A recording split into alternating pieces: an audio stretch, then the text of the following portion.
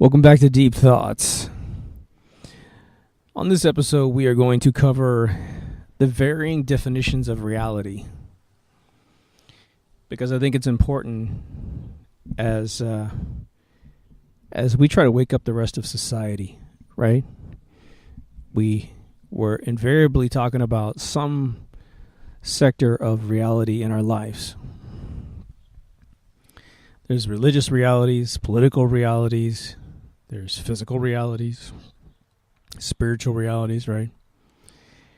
And there's historical realities, conspiratorial realities.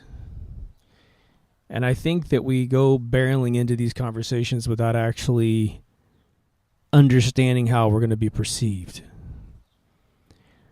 And what does that mean? Well, let's say you had a topic on your mind and you're very frustrated that it seems like the rest of the population on planet Earth or in your small little circle of life doesn't seem to get it. You know, and this is very common for any one of us who have done a mild amount of research just to figure out the gross injustice levels that are going on in the world from, you know, a company named Monsanto, which in all previous incarnations was a poison manufacturer who ends up making 90% of American food,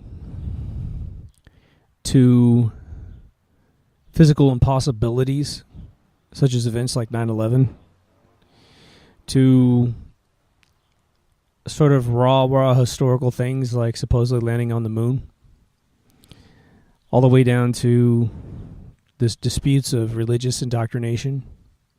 You know, one guy saying he's got the drop on God and we all have to pay homage to him, to the tyrannical erosion of the modern world, especially in America. And then there's some of us that really dig talking about what we might be spiritually. Forget religion, that we might actually have more to us than just the mortal coil, just more to us than just a little bit of, chemical structures in our mind, electrical charges in our brain, despite what they can do by pushing and prodding on the vessel. So I'll try not to repeat myself from previous shows in that particular area. But reality at its core comes with perspective and relativity of that perspective.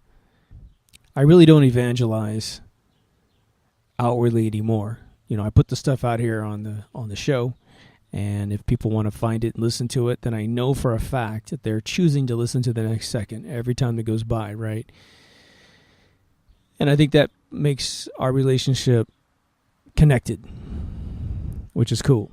But oftentimes when someone asks me to comment now on something at a party or something, because what'll end up happening is I'll go to a pool party or something like that, and one person knows that I know a lot of weird stuff, and they're excited about it, and they sort of like to see how other people react, but they don't have the information inside their own minds, so they're always saying, Mark, come over here and do this. Talk to these people.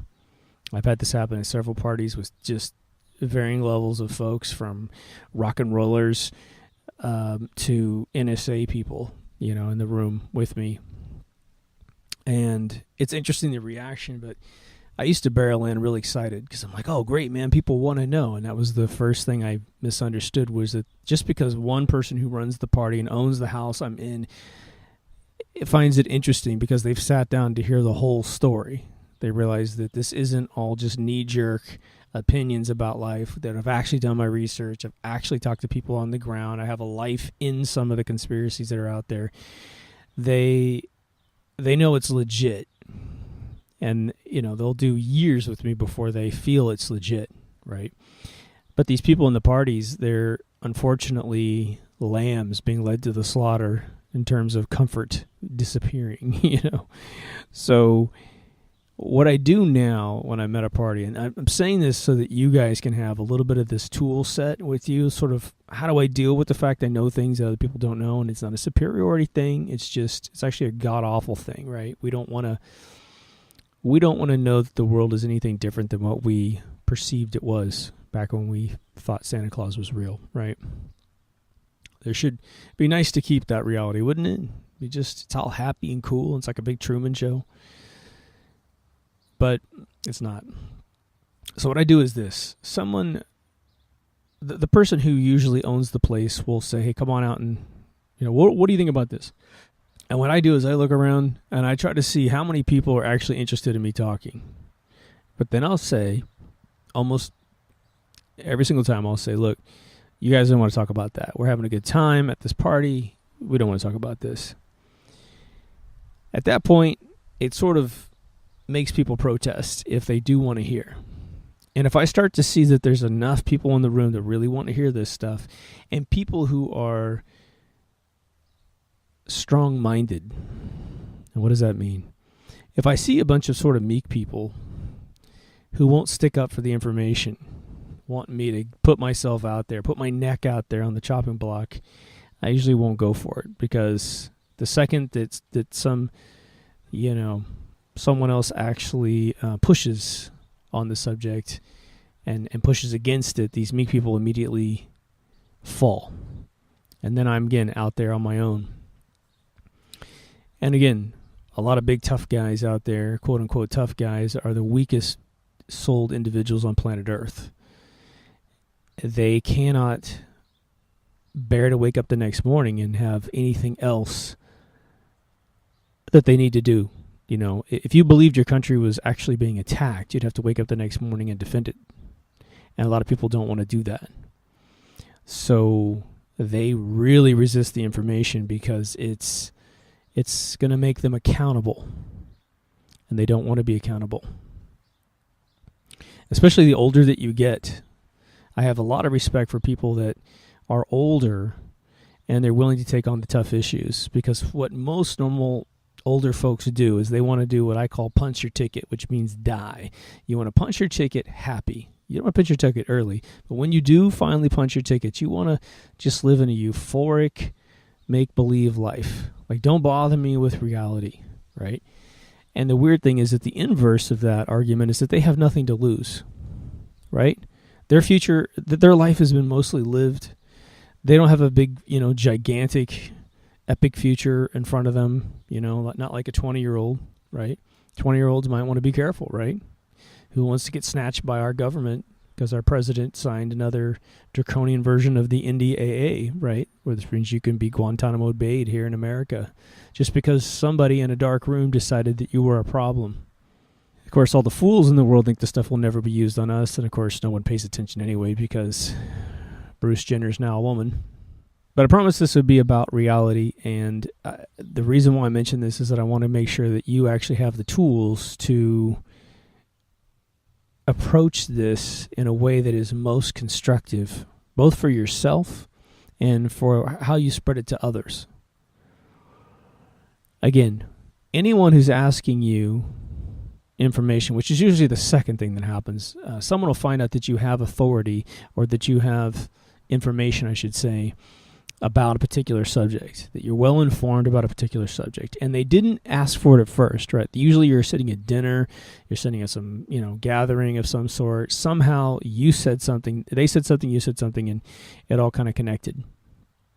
And of course there's this Kubler-Ross effect where they think that you're full of crap for a little while until, again, what you say predicted the future. Remember, truth predicts the future. Everything else is just propaganda, right? So they'll start to understand that you have this ability, and then you can bring more information to them. Just know that we're all at different levels in this reality in terms of our resilience to that information, meaning we can only take in so much before we shut down. It's like, someone gave me an analogy once of, you eat your favorite ice cream. If you ate your favorite ice cream all day long, eventually you would get tired of it and quit. And I think that that's a real simple analogy for information. Some of you will hear just the tone of my voice. And, if I go on for an hour and 40 minutes like I did in episode 4, maybe an hour in, you're like, dude, I cannot hear your voice anymore. And that's just to be understood, right? But I want to break these various forms of reality down, because we are trying to increase the awareness of mankind at a dire time in history where we are being distracted more than ever with just utter crap. And the upshot of that is that, or I guess the downshot of that is that these individuals who are watching television, watching sports, just a million other things, they're the least equipped people to deal with the tyrannical world that's headed their way. They are the least equipped. They're the first people to die. They're the first people to, go to their neighbor and steal their food supply because they didn't do anything themselves, So instead of waiting for that to become our reality, let's go ahead and try to wake people up a little bit somehow. Find what they're able to listen to, find out what they're interested in, and work from there. Now again, with reality, let's just talk about normal old reality. Don't worry about existential stuff, spiritual stuff, or any of that kind of stuff.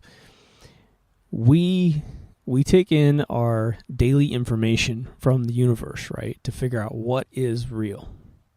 And sadly, we use the internet way too much. If you're watching me, you've got it through the internet. So I'm sitting there delivering this message through a mechanism that could be used for good, is often used for good, but unfortunately is almost pound for pound used for bad.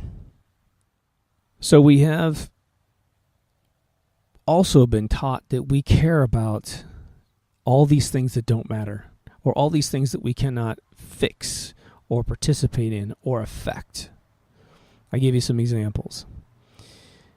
The news reports horrible events constantly, such that you get this horrible negative emotional mindset going. If you're watching it on television, they then springboard your negative state into a commercial that if you just buy this product, you'll be happy. It's very intentional. This was designed in the 60s and really honed down in the 60s. Marshall McLuhan talked about this. He's one of the greatest philosophers out there. But he talked about this and nailed it. But we do this all the time to ourselves. If you look at a Facebook feed and someone is always that jerk off that's got to post whoever died today, a celebrity that passed away. Now, there's some celebrities out there that are mega celebrities, and we're all going to say something.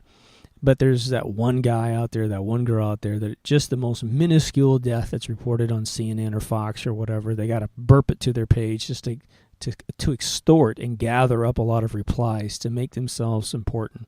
Basically using someone's death to get themselves some attention. It's sickening, right? But they also report all these horrible things around the United States of America and Europe, depending on where you are, obviously. But all they're doing is trying to harvest attention through disaster. It's this really weird thing. And of course, it's all coming through these mass media products. Now, for those of you who've been asleep, which I don't think a single soul watching me is asleep, so I'm going to be preaching to the choir just a little bit. But I'll say in a we sense of us trying to kind of condition people out of the problem. But most of you watching me knows that all of the news in the world comes through a couple sources. And you'll hear that, like 4 media companies own the entire world, and that's naive and in general. One media company owns the entire planet, and it's called Reuters. Reuters, there used to be Reuters and Associated Press, or the AP. Reuters bought AP in 2004. And so at that point, all world news comes through one apparatus. And as we know from history, the Rothschilds bought and established Reuters back in the 1800s. So you have one of the most powerful, influential families in all planetary history owning all of the media that we have our hands on. Now, you might say, well, how can one guy in a family control all the press in the world? That's ridiculous. You're stupid. All right. They do what Rod Serling talked about. If you go look up an interview with Rod Serling, and I think Dan Rather, I think was who interviewed him, you're going to have, or maybe it's Walter Cronkite. Maybe Walter Cronkite. Anyway, he's talked about something very, very important called pre-censorship. Now, you can actually get a free-thinking journalist and put them inside a news organization that from time to time will go and report on things that perhaps because you're tied up with your agenda with your owner, you're going to have to slap them down constantly. But that creates a problem. Constantly having to censor this guy or this girl that breaks these stories that we don't want against our financiers, the people who own us, right? So what Rod Serling had talked about in the 50s was something called pre-censorship.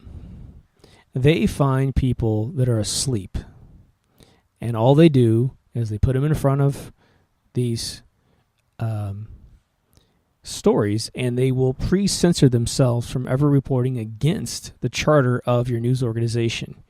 They are people who believe everything that they're told. Now, anytime any of you actually have family or that go into the intelligence agencies, unless you're an Ivy Leaguer, which you wouldn't be listening to me if you were, your family member will be tested for months and months and months. I know a 17-year-old kid that was put through 3 months of grueling mental tests, and they literally asked her questions like, who are the most evil terrorists in the world? And they had to say North Korea and Al-Qaeda, right? But they kept pounding this person to make sure she didn't have an original thought, that she never thought outside the box, that she was 100% predestined genetically just to take it all from whomever was giving her the information, that she was extremely religious. There was no question about her religion. That all that was is to make sure that she couldn't think for herself. And that's how they pre-censor the news. It's taken them 100 years plus to actually pull it off beautifully. And there's still little ones that get in and out every once in a while. But it still happens. So why mention all that? Well, it's important that we start to identify where we get information from to build what we call reality, especially normal reality, right? So the press is owned by really 2 organizations. And if you want to dispute that, do this.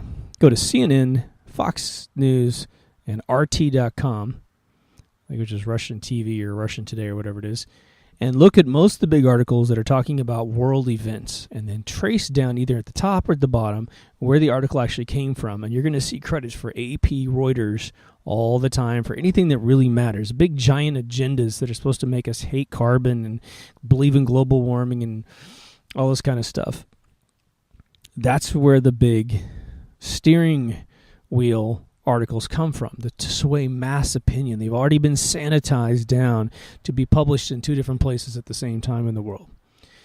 Down from that, you actually have local news reporters where you really get your renegade reporters is where you're going to have some guy just came out of college or girl. So they go into Austin, Texas news or agency. They pass the test, they get in, and automatically they have uncovered that the sewage plant's got an issue, and then the politicians come around the backside and tell the editor of the television news channel, smack your person down because this is big boy stuff, and they don't have any right to play in the big boy league stuff. Happens all the time. When the Texas corridor was coming through, which is now going to be the big TPP train, they're building a gigantic highway network all across the United States. They've already sold it to the King and Queen of Spain through their construction company in Australia. Going to pay tolls to them for the next 150 years because they got us in trouble with slavery. Remember that one? All these Texas people were having their land stolen through eminent domain. And I would talk to family members of mine about this whole thing who live in the Midwest. And because, again, they don't want to wake up with any accountability, they would go read the first Reuters AP article about it. And it says Texas corridor, the North American Union, whatever it was, that was going to build this thing to import a bunch of stuff through countries. What it is essentially is that China would bring most of its products into Mexico. They would have no tariff with Mexico. We'd sign a nice agreement with our brothers to the south to have almost no tariffs, and they'd be able to bring every product into America for nothing, right? So it's a big scam. But it was the AP and Reuters that was trying to convince the world that this thing didn't exist. And now we know it absolutely does exist. But people on the ground, these journalists that were actually covering it, had their stations, their newspapers, their television stations, and other arteries purchased by this kind of mysterious group of corporations. And then all these people were fired or the paper was shut down to cover the fact that this was happening because it's worth trillions and trillions of dollars, right? Once you have something that's worth that much money, you're playing with the big boys and you're playing against the big boys. But what I'm talking about right now is your daily ingestion of news, right? You turn the television on in the morning, you read a newspaper, you go on the web, and you get this daily dose of what's actually happening in the world. And because your friends are doing it, and your family members are doing it, and your acquaintances on Facebook are doing it, you don't want to be caught with your pants down, not knowing the latest news, right? It's pretty hard to miss anything that's propaganda nowadays, right? It just gets shoveled down your throat all day long. But the problem is that a lot of it's not accurate, or a lot of it's not relevant, even if it is accurate. It's bad enough that we're talked to like we're morons, right? We talked about on this show several times broadcast speak. Broadcast speak is this weird superiority gene that these reporters get. Remember, they're not journalists anymore. Journalists used to go out and do reporting, go do investigative information gathering and then report it back to you through whatever medium they have, television or magazines or newspapers. And now it's reporters who only know how to read what's written for them, and they don't know where the words come from. That's a really fascinating thing. Anyone who ever sees a history special on how the in the modern age presidential speeches are written, you've got a couple guys in a room that they'll say they get the historical credit for writing the various speeches for the president. But what ends up happening is they filmed it once. I saw on the History Channel in the last 10 years. There's a phone. There's even a couple phones there. And this shadow group of people that are never credited, never identified, are reading the monitor live and calling in all the changes. Don't use that word, use this word, push this subject, don't push that subject. Controlling exactly what the President of the United States actually says to everyone. It's so bad that when Obama showed up to a grade school and the teleprompter didn't work, the guy couldn't speak to children. He couldn't figure out how to just roll with the punches. He's talking to children. But because the entire thing is a big propaganda event that's going to be rebroadcast to the world, and every single word mattered on that sheet because it's all bullshit, he actually canceled his appearance. Isn't that phenomenal, right? This is who runs our world, right? Puppets. Puppets stand in front of the marionette controller, and that's how we have the reality that we have, which we'll get into in a little bit here. So how do you take in reality if all these arteries are corrupt? And I would say there is a way to read through the news, to read right through it and see what it's all about, which is what MKUltraRadio.com viewers do all day long. If you need to know how to read through the news, and this is brand new to you, you've never heard of me or the show, you definitely need to go over to our Facebook page, facebook.com/MKUltraRadio.com. or /MKUltraRadio. If you just go to our website, click Facebook at the top, and join. We don't try to pimp our contacts. We have a fluctuating 610 users. I mean, it's crazy. But they participate like crazy. So if you want to get in the know, you get in the know. But here's how you go through the news. First thing you need to understand is that the richest, most wealthy people in the world do not let peasants decide their future. Let me say that again. The most wealthy, rich people on planet Earth have never allowed the peasant of the world to vote on their leaders and control their reality. It has never happened. And anytime it does happen, something like America pops out with true freedom, with freedom of speech protected, freedom to bear arms, freedom not to be eavesdropped, etc. Due process, etc.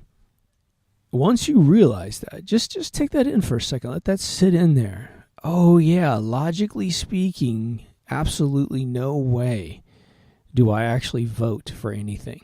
You don't vote for anything. Maybe at best some local measure in your local neighborhood, but any state level prop, it's not getting voted on by you. It just gets pushed through. And we actually have evidence from people that have actually been at Ron Paul fundraisers where one of our listeners actually is a guy that's able to pay for those dinners and sit with the actual candidates.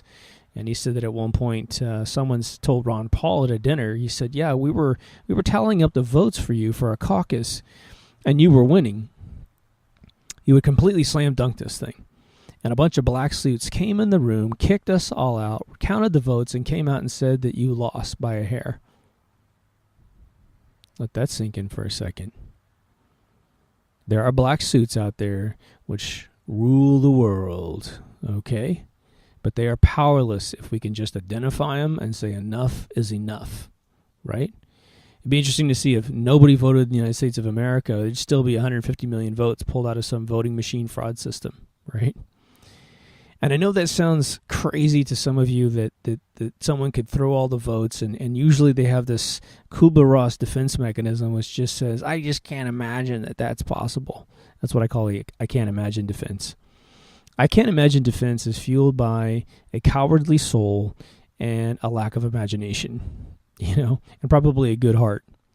So reading through the news is best suited like this. You have to understand that the people who do run the world, the wealthiest people in the world, have no empathy, no sympathy. They were raised in horrible households, even though they were immensely wealthy. They were raised in brutal households where compassion and love was disconnected as early as humanly possible from humankind and attached to greed on this side. So they're all sociopaths trying to get more stuff because that's how they've been raised. One corrupted, abused soul somewhere in a family line creates that family line. And through the old Darwinism of survival of the fittest, these people always seem to screw and always seem to procreate and always seem to find a way to stay ahead. A lot of families drop off over the years, but a lot of them have not dropped off. I got a friend of mine who was raised with a lot of the wealthiest families in America, which are nothing compared to the people I'm talking about that really run the world. But they said, I can't imagine these people being able to stay in power that long, which is why I can't believe your conspiracies. And I said, well, what about the Rockefeller family? They're still in power. They've been around since the 1800s. What about the Windsor family, the Saxe-Gothberg family, right? There's a ton of families out there that have been around forever, that have always had children and always stayed in charge. So it happens all the time and right in front of our very eyes. So there's no argument there. Sure, the DuPonts have problems. The Durst family has issues, right? Every one of these families has issues. I mean, we've heard, testimony from police officers that Rockefellers kill each other every once in a while. You don't want to be at the top. I'm telling you right now, you do not want to be at the top. Who cares if you got a palace if every day you're worried about your brother stabbing you in the back of the head because you're the next guy in charge? Who wants to be that? Even Saddam Hussein, had family members trying to kill him and stuff because they wanted to take over the reins, right? So he ended up trying to kill everybody else.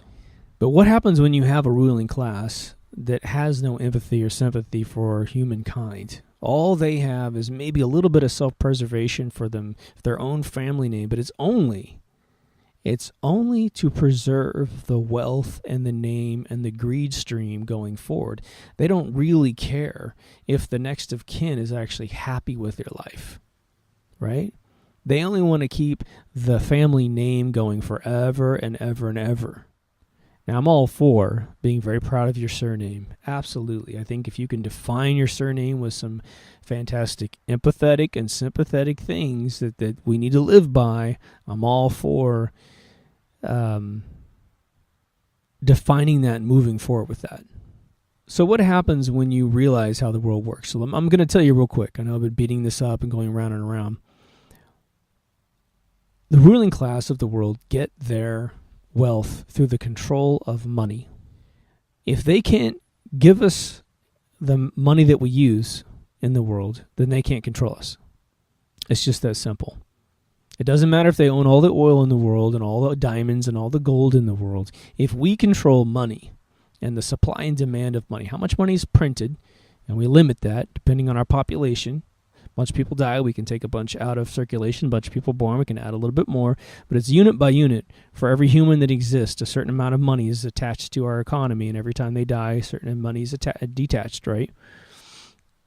If we could control the supply of money, and get rid of anything interest-bearing on it. I know it sounds crazy, but interest-bearing loans and compound interest systems need to all be banished in the name of humanity. There are ways to make money from loaning money to people that have nothing to do with just a random, accrual of debt over time. You can be into it for the profit, which means you'll only invest in something you're willing to put all your support behind, right? And I won't get off on that because we have a great show on that, on replacing our money. Everything that happens in the world is based on controlling the currency of the world. I know you might think, wow, that's way too simple, dude. There's no way that's just it. But that's just it. That's exactly what it is. And that's all it's ever been. Everything that we do in life is one of two things. Either we're fighting wars that are all bullshit. We've had innocent people demonized that we go and fight and kill because they sit on a resource that is used to give their fake money value, or we spend all of our time being distracted from reality so that we don't pay attention to what they're doing with the wars. Interesting, right? And there's a bunch of paradigms in the center that actually fuel the loyalty to the war. So if you're terribly religious in the United States of America and you're a Christian, you go to a Christian church, you open up the flyer inside and they'll say that we need to pray for Israel, which is committing utter war crimes against Palestinians, and we need to hate the Palestinians, and we need to hate all Arabs, right? Palestinians are Arabs as well. And Persian people, right? Can't exclude them. They got to be hated as well as hating North Korean people. They'll actually say this in churches all across the United States of America, so that they're teaching you who to hate. And because you're willing to subscribe to a paradigm of thought that someone else gave you, right, that controls your reality and your perception with your creator, hating somebody else is no problem. And if you can hate someone, which is a free emotion, to gain salvation with God, right? God's going to take your peg up a little higher the more people you can hate in the world, right? The more people you can go over and kill, then you're better with God. Because that's why the big man made those Arab people, to make white people superior. That's why God made black people, so you could be superior over them, right? You feel better about yourself because your skin is a little lighter. Trace it all the way back to the genetics so you can feel superior, right? I've got friends at all levels of this ridiculous argument. We can never get along. We can never feel equal with each other. We're so inbred and so, I don't know, incapable of having our own thought that we just carry this propaganda forward. Strange, right? So if you look at the news, based on those couple things, and let me tell you, oil is the number one way that we actually value fiat currency. They take something that everybody wants and they make you buy it with their dollars, their fake money, which we call fiat, right? So the United States dollar and the euro, the two currencies that are interchangeable to buy oil. So once, it used to be just the American dollar for a lot of it. And there's something called the International Monetary Fund, the IMF, that is an extension of the World Bank, right? World Bank, that should give you a clue as to their power structure. But these guys passed a bunch of laws that control the world. And one of their major international felony laws is that you can't sell a barrel of oil without going through them. It is an international felony to not use their mechanisms. And there's a bunch of sub-mechanisms that'll be in your backyard that you're using. You don't realize you're actually reporting up to the IMF, but you are. But if I were to dig a barrel of oil right there, and sell it to my neighbor who somehow could do something with crude oil, I would be an international felon. And why is that? Well, because the bankers control and need to control in their own minds. Again, bankers being the families that own the world. They need to control the value of money. That's all they care about because that gives them their power structure. When someone asked me, who runs the world, dude? They gave me a challenge. They thought it was going to be impossible to actually answer the question. I just said, it's very, very simple to figure out who runs the world. Go get your biggest banks in the world that you know of and write them down. And then go do an internet search on what families actually own those banks. What are the massive shareholders in those banks? And sometimes they're owned by other banks. And so we go up one level. I said, just keep going up until you get the massive shareholders at the very, very tippy top of that pyramid drawing, and you'll have who runs the world. And it's always the same folks. And a lot of them work hard to actually keep their names obfuscated through proxy companies, right? So they'll have a proxy company that hides their name behind it, right? But that's as easy as it works. There's nothing more powerful than controlling money, because with money, you can buy off all these ridiculous sociopathic politicians, right? And there's 3 different types of sociopaths that run the world. You have your nerd that's been totally excluded from the world because they look different or whatever, but they're really smart, and they're willing to capitulate down and do whatever it takes to hurt humanity. They're the people that don't show up to their high school reunions because they think the high school treated them bad, right? I'm not saying everybody who has that problem is a sociopath, but oftentimes they are. Next one down is you have your ass kissers, your Colin Powells, your Petraeus. These guys are stuck in a perpetual Mother Goose thing where they do what they're told constantly, and without being told what to do, they have absolutely no identity to themselves. And then you have your masterminds, your Donald Rumsfelds, your Dick Cheneys, and your Kissingers, and your Brzezinskis. These guys, they're grinning like the Joker the entire time. They love to see the world burn every single time. And they report directly up to the handlers that work for these families. So when you view the news, you're going to have 2 primary categories of news that builds up your reality. One of them is the agenda you're supposed to swallow, because it's going to lead to your repression. And you have distractions to make sure you don't pay attention to what they're doing over here in the tyranny realm.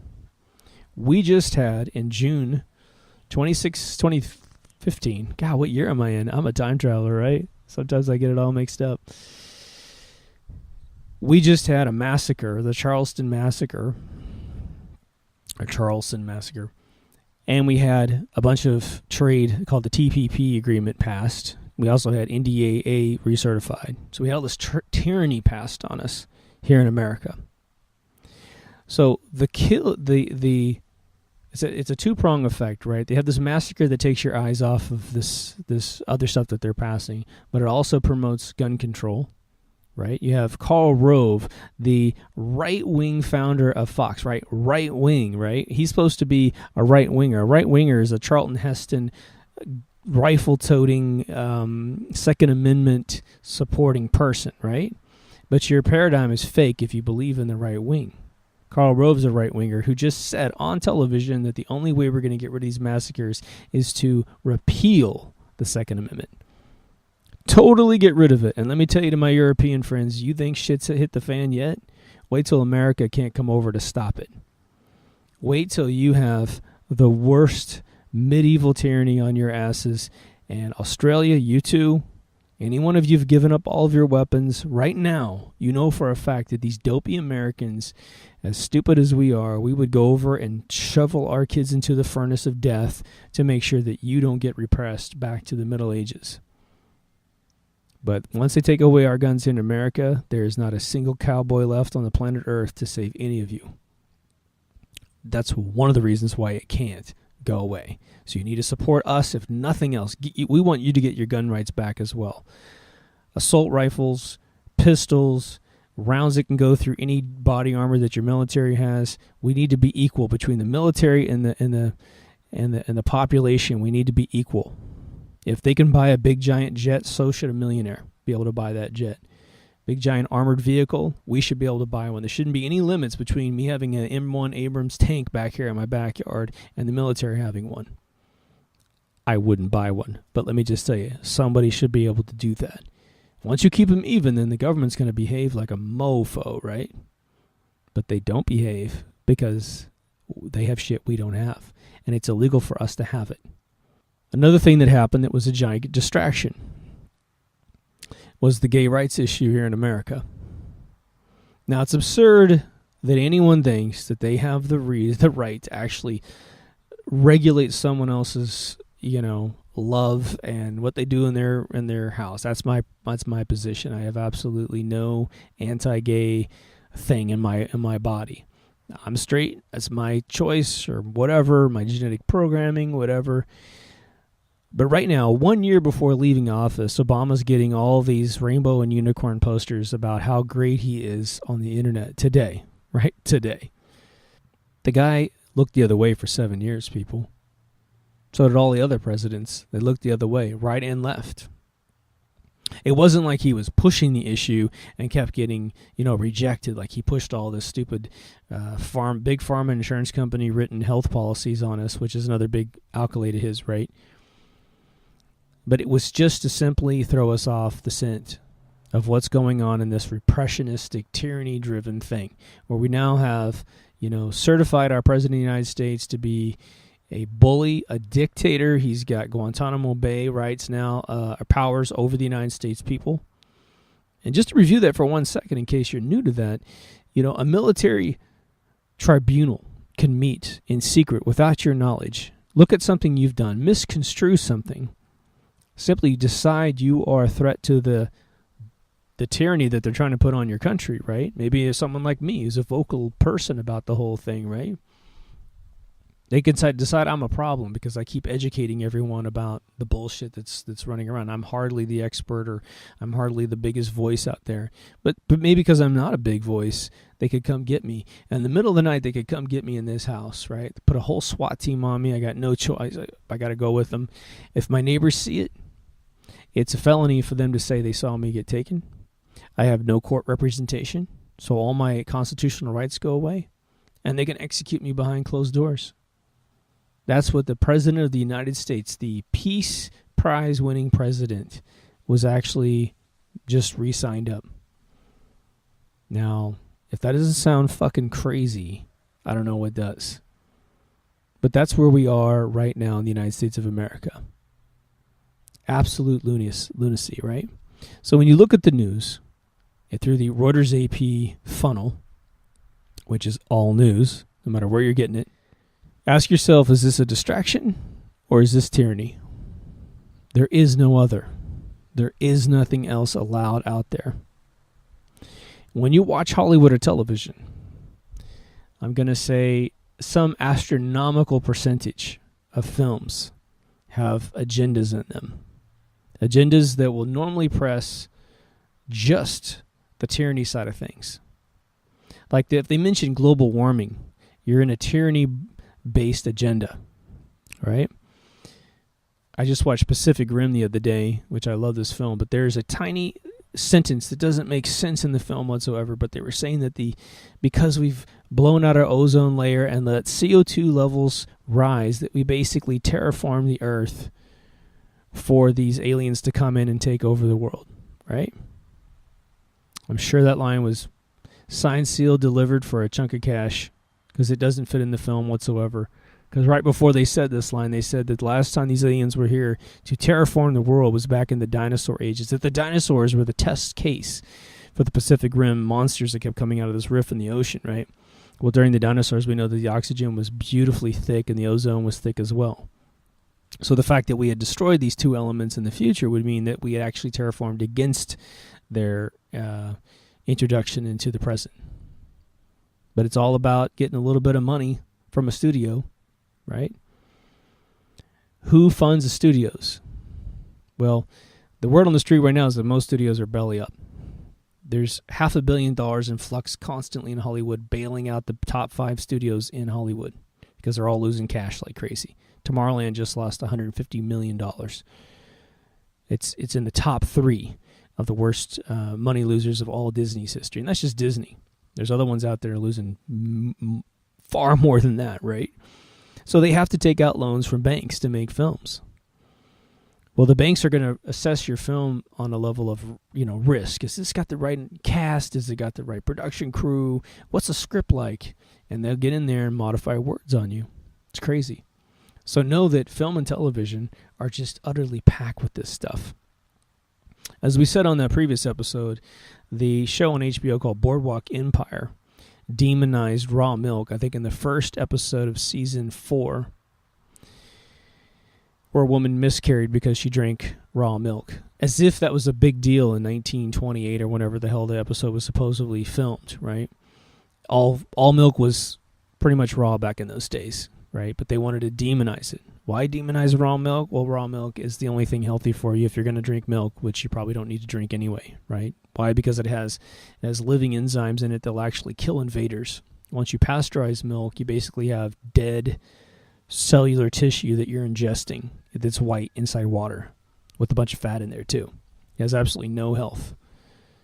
If they say it has calcium or omega-3s in it, it's because they squirted it into the milk after they killed the milk. So the only chance you have of not getting E. coli poisoning is drinking raw milk, because it's the only thing that after the E. coli goes into the bottle by accident, you screw the lid on, it actually has living enzymes in there that'll kill it. But you get a little bit of E. coli into normal milk, pasteurized milk, after it's been pasteurized, well, you're going to definitely eat a living culture to the degree it can survive in chilled temperatures, right, which most of them can't. But it doesn't happen, does it? It's all fear-mongering. So that's the press, and that's a little bit of television. Let's move on to the big lies. Some of the huge lies, right? Now, sometimes lies are told unintentionally, and sometimes lies are told very intentionally. You're going to find that the ratio of revised history based on intentional lies to be extremely high, right? The winners write the stories about the losers, right? And a lot of times it doesn't matter. A lot of times it does matter. A lot of times if the person who told the first lie would just let it rest, we could just let it rest. And then sometimes they use that gullibility that is proven out by telling the lie one time to continually tell more and more lies. And I'll give you a really good example that some of you aren't prepared to hear. And for those of you who've done your research, this will all connect for you. The organization known as NASA was formed out of a giant swab of Nazis that were smuggled into the United States under something called Operation Paperclip by the help of the Dulles brothers. The other half became the CIA and created MKUltra, this mind-controlling program. One of the guys we got was Wernher von Braun, who designed the V-1 and V-2 rockets, which pummeled the living crap out of England. Today, in England, if you look down some of the streets in southern England, there's actually a lot of houses that are missing in neighborhoods that were hit by these V-1 and V-2 rockets. They just never rebuilt.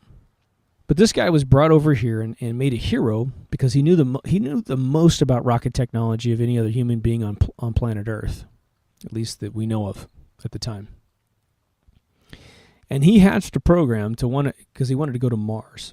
And he really, really believed he could pull this off because he didn't understand what's actually around Earth protecting us from the sun and what's in space.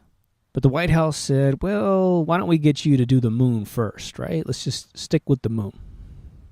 Okay, no problem. You got a choice between nothing or the moon. So he took the moon. So he started doing these crazy calculations of how big to build a rocket. He came up with a rocket that was about the size of the Empire State Building, thinking that somebody would just fund it because it's a good idea. And they said, no, we're not going to be able to do that.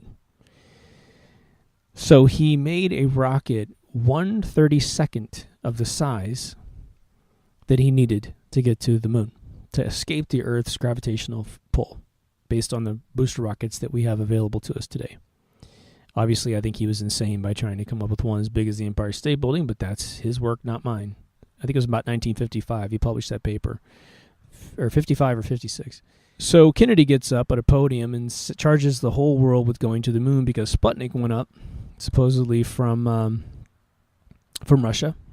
Again, you couldn't visually certify it was up there. All we had was this thing going over the United States, bleeping down a bunch of radio signals, which could have been anything. But we were on. We were going to go to the moon. And very shortly after that idea was hatched, they realized it was impossible. Just logistically. Forget all the Van Allen belts. Forget all the crazy radiation problems. It just was not going to be possible in 10 years.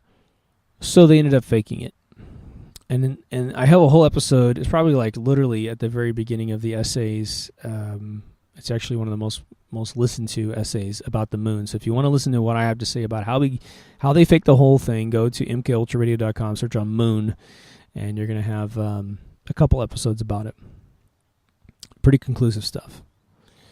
So that little lie happens, and they launder about $9.5 billion back in the 60s, late 60s, early 70s, through this space program. And towards the end, it got silly. It got ridiculous. The footage got really stupid. And I think the last time they supposedly landed on the moon, they burned out the camera, and so they had it all just audio. And these guys are singing, what was it? Playing golf and singing songs, put it that way. Eventually, they were able to make things like the space shuttle go into very low orbit. Because low orbit, I believe they have figured out to a certain extent.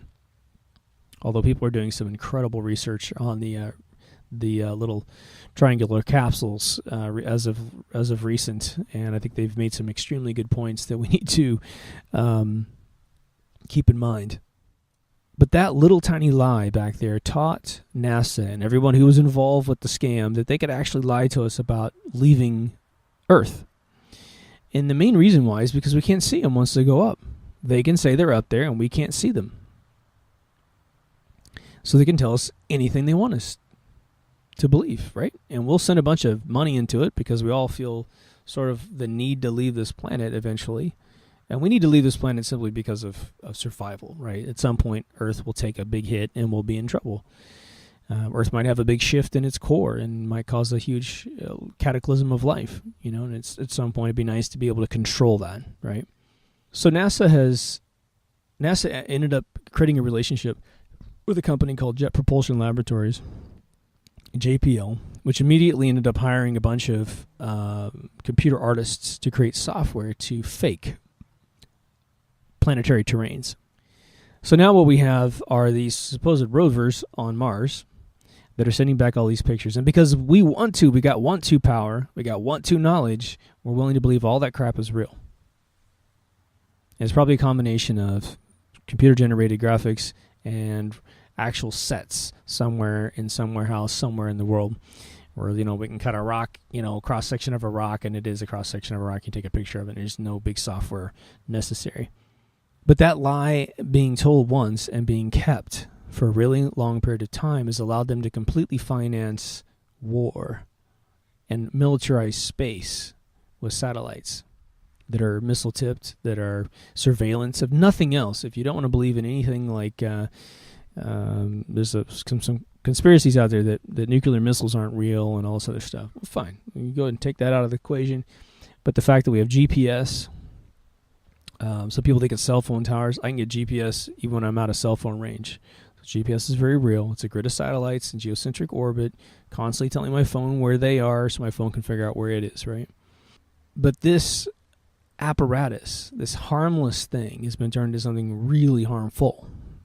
And so we have to keep that in mind. Where else could they possibly do that to us, right? Now move up a little bit in the chain of, I can't believe this, so it can't be real. We have one cataclysmic event in world history that trumps all, and it's called 9/11. And 9/11 is only possible to believe if you believe everything you're told. That's the only way it can be believed. Because the second you become informed about anything related to the event, how fast planes can travel at sea level, big 757s, how fast they can travel at sea level, how fast a building can collapse without being demolished, and what actually kicked off as a result of this event, right? That's the most telling thing. We shut down all freedom in America to catch terrorists, right? We capitulated to terrorists who, according to the military-industrial complex in America, have all been eradicated, right? Al-Qaeda is anything but a threat. ISIS is a joke. All the warlords are dead. Osama bin Laden supposedly dead, blah, blah, blah. And he died at the end of 2001, December, of kidney failure, as reported by the Pentagon, and then retracted. But this event has set in motion one of the bankers' biggest plans on planet Earth. Again, I told you everything in the world is about controlling money, or it's a distraction, right? Everything's related to the two. Distraction from the agendas that help them control the money. Wars that help, control the money. And carbon taxation, which will make you penniless so that they can repress the crap out of you and control you, right? But what we've done right after 9/11 is we went over and attacked every single country with oil. Every single country with oil, which again, remember, is used to create what's called the petrodollar. Petrodollar is either an American dollar, European dollar. It used to be all the European currencies had to go through an American dollar to buy oil. Once the European currencies all went into the euro, then they would allow it to be purchased through euro. But never ever lose sight of the fact that the British pound is still around because it's controlled by one of the most powerful families on earth.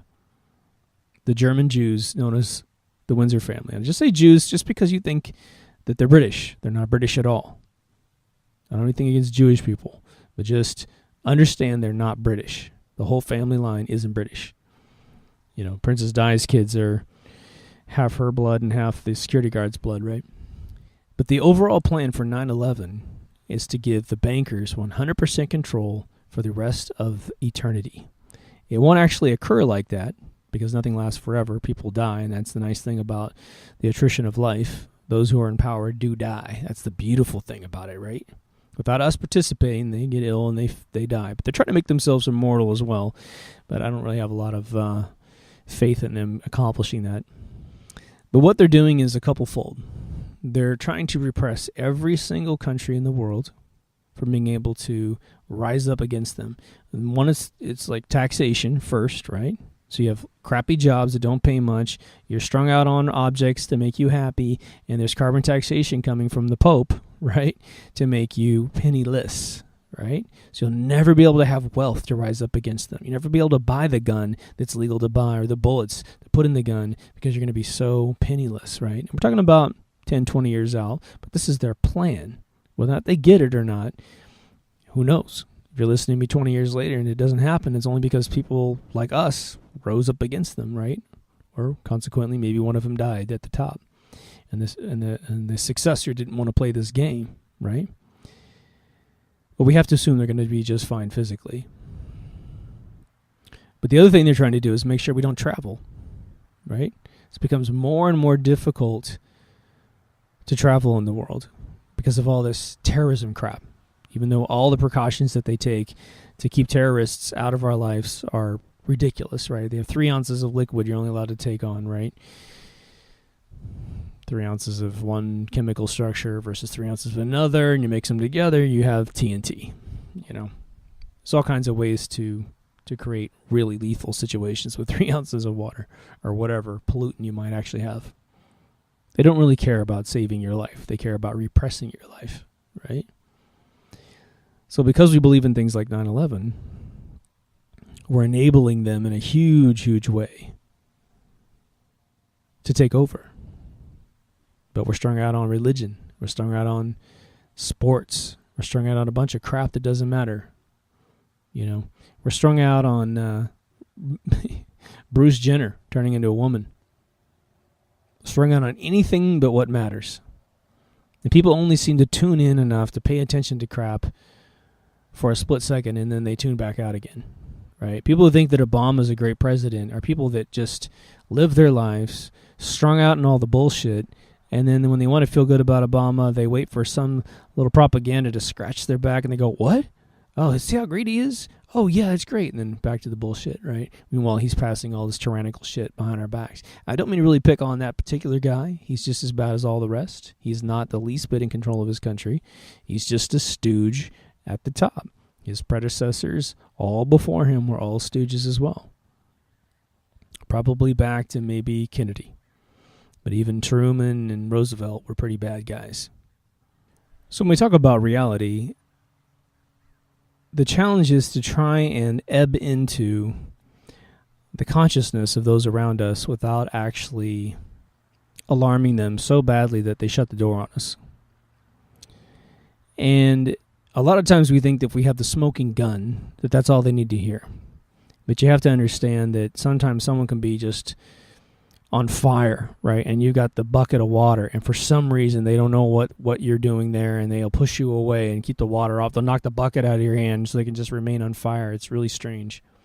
And a lot of times when we were kids, there's the pulling off the Band-Aid, which is a great analogy, where, if you got a little one on your arm and you pull it off real slow and all that hair comes off, it just hurts like hell. It doesn't even matter if you have hair. It sometimes just hurts like hell to pull it off real slow, right? So we yank it off real fast.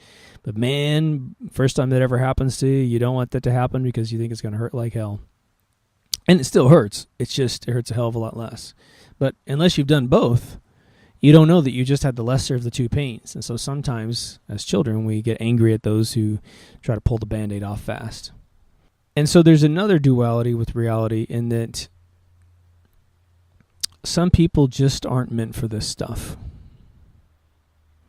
They're never meant to deal with anything really tough. And the illusion that will throw you off is that they'll tell you how tough they are.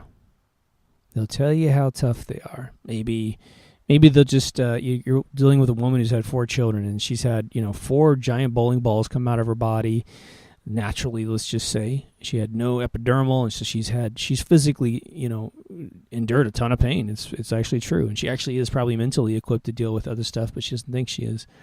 But these women will tell you how tough they are and how they can take anything. And then you start just revealing a little bit to them, and boy, they just start clamming up, man. I've dated these individuals before.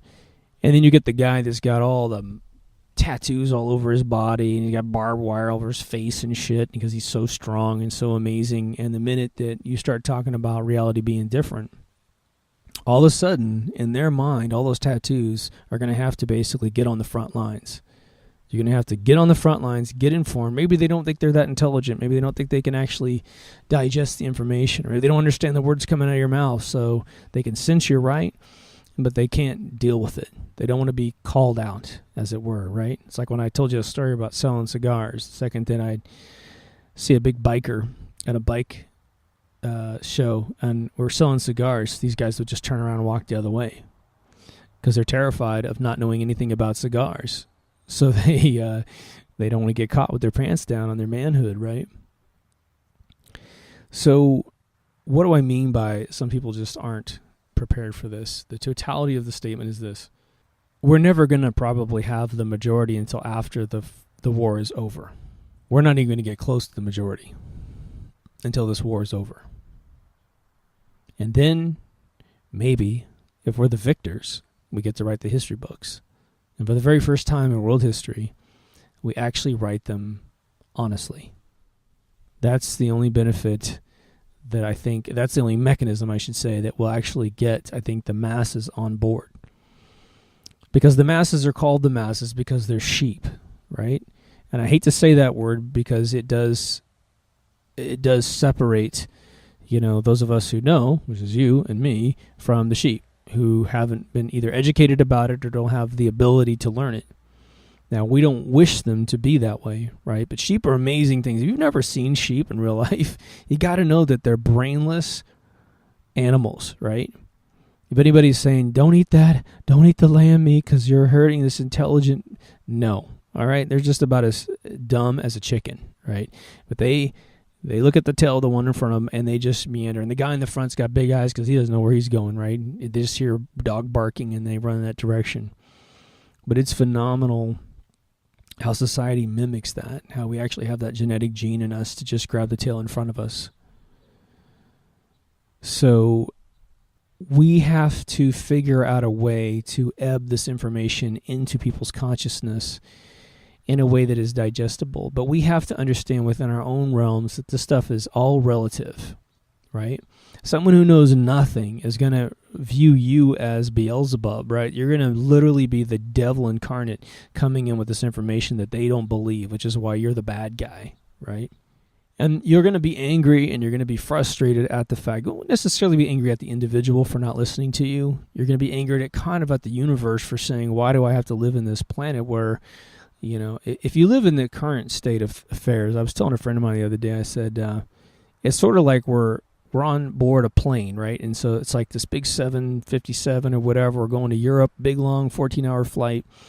And within 10 minutes of the flight taking off, someone decides that some child should fly the plane because the pilot needs a day off.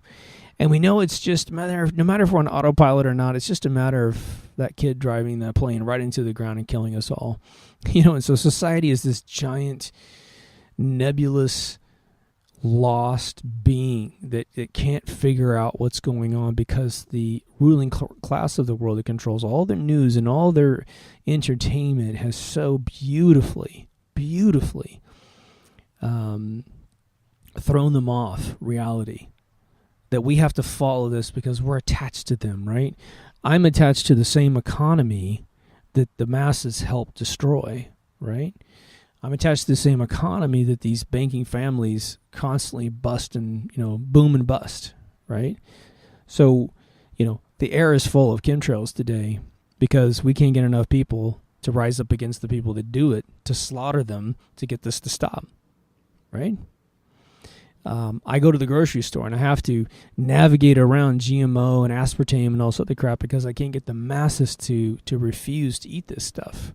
Now, we are making some inroads in the health side of things, which is good. And the chemtrail awareness is off the charts right now. So all I can say is keep pumping the basics. And I think maybe we might get somewhere. Because all it takes is one of these deceptive lies to click over before we actually all start to get re-educated. For instance, if we were ever able to get NASA to admit they didn't go to the moon, which is now a certifiable thing, then society will ask the question, well, what other lies have I not been told? Which is why they pump the moon missions inside all these movies constantly, except for Interstellar, which otherwise was a horrible film. They talked about it being a fake.